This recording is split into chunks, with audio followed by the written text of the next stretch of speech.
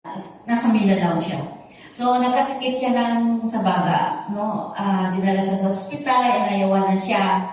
Kasi, ang sabi ng doktor na wala naman daw siyang,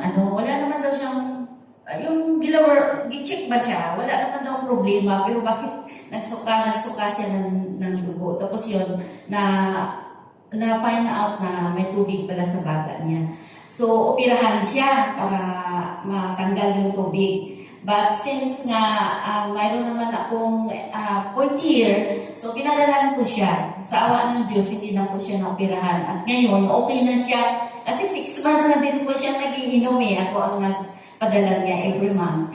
Pero kahit nga na siya, okay na siya, nagtawag pa, kung pwede ba doon padalahan pa daw siya. sabi ko, okay ka na. So maganda kasi ang tulog daw niya. Maganda daw ang iba daw yung naramdaman niya pag makainom siya ng 4th year. Kaya sabi ko, trabahuin mo. Kasi medyo, sabi ko, mayroon naman kasi, pag ikaw kasi personally, mayroon ka naramdaman at saka gumaling ka sa 4th year, pwede mo na itong gawing puhunan. Pwede mo na siya gawin mong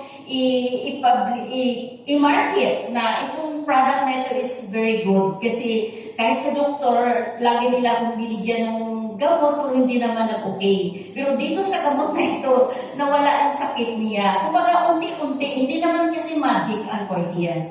That's why my 6 months therapy. Kasi talagang unti-unti nilang titirahin kung saan yung sakit nyo. Kaya ganun lang po ang sabik niya na tumawag na naman. Bigyan mo nga ako ng baka mayroon pa dyan. Humihirit pa kahit okay na. Yeah, so ganun gagaling ang 4th year. So now, punta tayo sa ating next testimony. Si Ate... Okay. Second testimony natin is si Ate Esther Tlasun, 72 years old.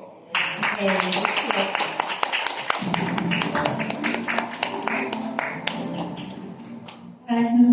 Kawayos, sabi sa Japanese yun good morning. Morning. Ako, nung bata ako, hindi ako na-anointed sa product na to. Pero meron sa mga akong pamangkin galing Singapore, binigyan niya ako ng 4th year. Pero hindi ko akalain na ito yung maganda sa ako. Kasi narami rin ako naging sakit. Hindi ako gumaling sa mga sakit ko. Na-hospital din po ako ng 6 months. Pero hindi na ako gumaling. Pero kung nung nakainom ako kinukort, pinabigay ng pamangkin ko, ito po yung gumaling ako. Lahat ng sakit ko medyo nawala.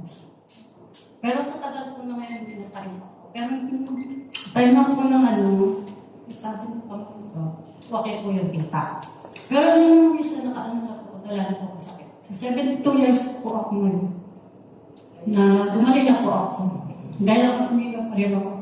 Sabi ng mga anak ko, uy, bumata si mami. Kasi alam ko ako dati, kutis ko po, parang straight na siya, parang kinulubot na po yung katawan ko. Pero nung meron ako ng 4G, ito na po kami. Hindi ka nasabi ko mga sabi ko, wait ko na ba yan? Oo, ako nito. Bakit ilang taon? 72 na ako. Pero sabi ko nga, hindi pa. Bakit ito na ako? Kasi February 12 ako, may depictor ako. Ito na po yung ngayon, yung kutis ko. Kaya maganda po yung 4G. Kaya kung ano kayo, yung product namin. Yes, maganda.